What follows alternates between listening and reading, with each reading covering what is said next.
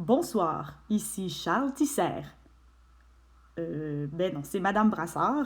J'espère que vous allez bien tout le monde. L'objectif de mon petit audio est de vous expliquer le fameux laboratoire que vous allez avoir à réaliser à la maison. Ce qu'on va vous demander, c'est de tester ou d'analyser un produit industriel.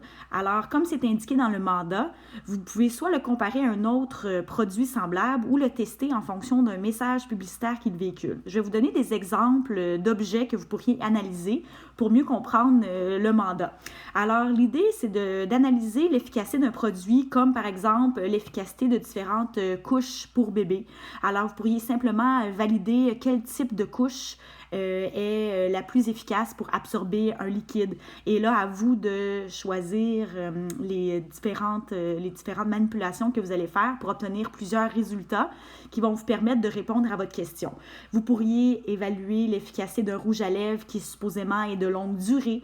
Vous pourriez comparer des détergents et déterminer celui qui enlève le plus de tâches. Vous pourriez valider si les serviettes Chamois fonctionnent exactement comme l'indique la publicité. Vous pourriez comparer des lentilles de caméra cellulaire de différents modèles pour savoir lesquelles offrent une image plus nette.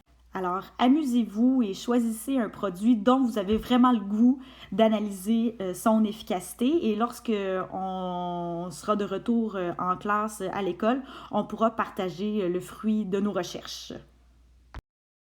Madame L'Espérance et moi-même, nous vous demandons un rapport de laboratoire complet.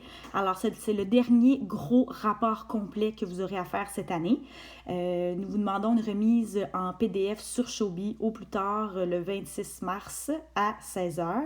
Vous pouvez réaliser le laboratoire seul ou vous placer en équipe de 2, à vous de choisir. Voici ce dont vous avez besoin de nous remettre en PDF sur Showbie. Alors, ça doit commencer par une page de présentation. Par la suite, vous présentez la problématique, expliquez peut-être la mise en situation. Ensuite, si vous faites le rapport en équipe de 2, nous aimerions que chacun des partenaires puisse formuler son hypothèse et sa justification. Nous souhaitons que votre justification soit expliquée par un raisonnement scientifique.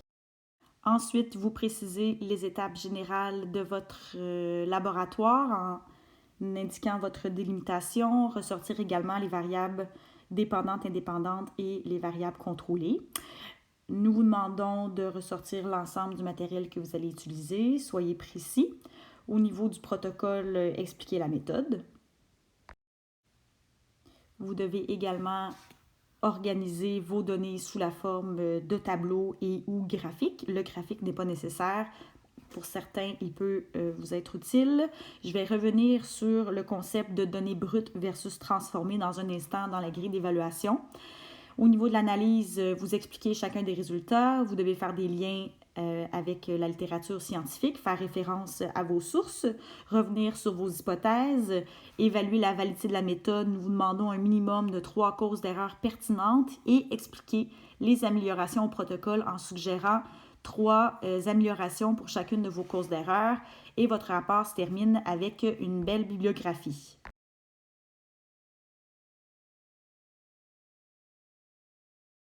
J'aimerais qu'on porte une attention dans la grille d'évaluation pour le critère C, la section données.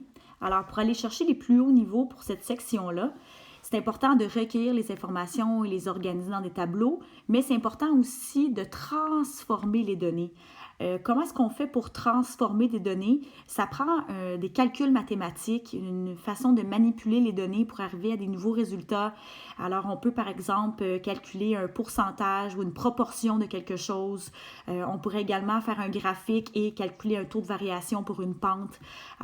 Alors à vous de choisir des manipulations qui vont vous permettre non seulement de recueillir des données, mais également de faire un certain traitement mathématique avec ces données. Ce laboratoire va compter à la fois pour le cours ST, pour le cours STE et pour le programme IB. Alors, à vous de nous démontrer toute votre compétence grâce à ce fabuleux laboratoire et rapport que vous allez nous remettre. Et surtout, amusez-vous!